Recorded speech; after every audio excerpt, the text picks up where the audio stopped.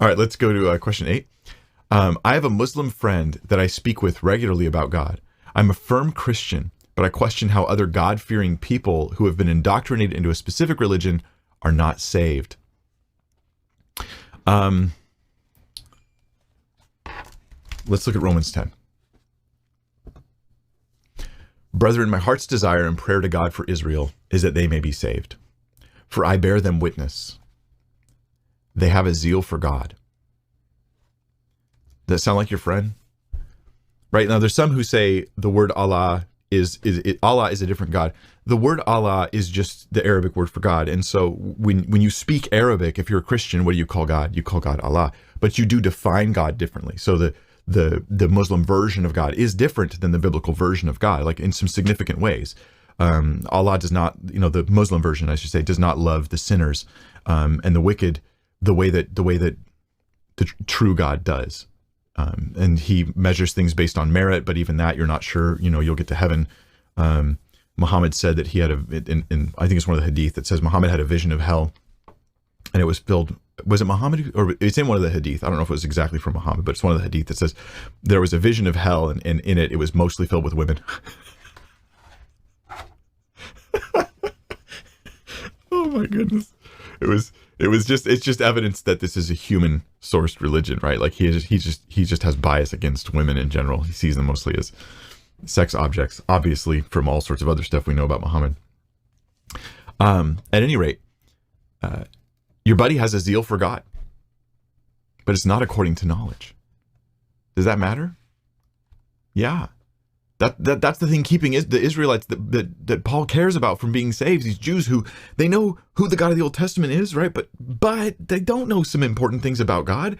Their zeal is there. They're fully zealous. They're willing to do crazy things on behalf of this belief they have, this zeal they have for God. But it's not according to knowledge. For they being ignorant of God's righteousness. We just talked about how righteous God is compared to us. They're ignorant of God's righteousness, and they seek to establish their own righteousness. That's what Muslims do too. They're going to try to be good enough to earn eternal life. But because of that, they've not submitted to the righteousness of God. For Christ is the end of the law for righteousness to everyone who believes. The bottom line is that this is an important rule in life. Your sincerity will not save you. A sincere and zealous Muslim is not thereby a good person in the eyes of God. A sincere and zealous Jew is not thereby a good person. Now, it feels good because sincerity and zeal are good things in and of themselves. But if they are misdirected, then they are good things that are skewed, and they can be harmful. And it's combined with a deception, a self-deception about your own goodness, ultimately a self-righteousness about yourself.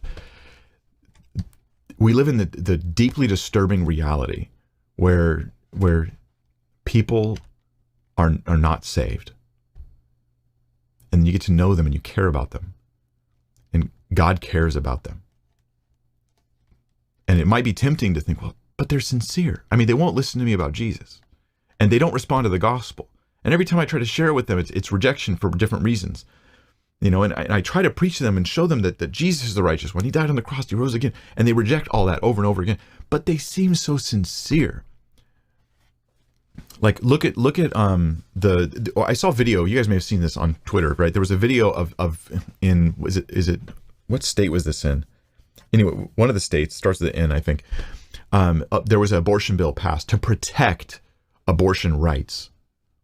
And there was this video of women gathered together celebrating this victory of their ability to kill their own children with doctor help.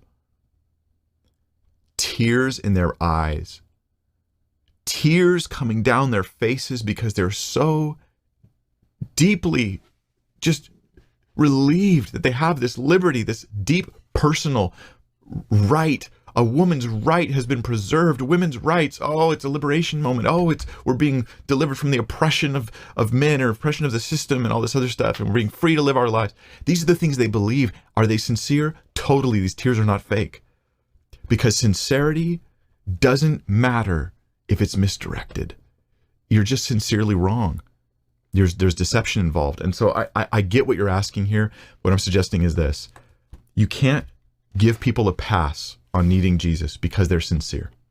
Paul couldn't either, even though he wished he could. It's not how reality works, and it's not how God works.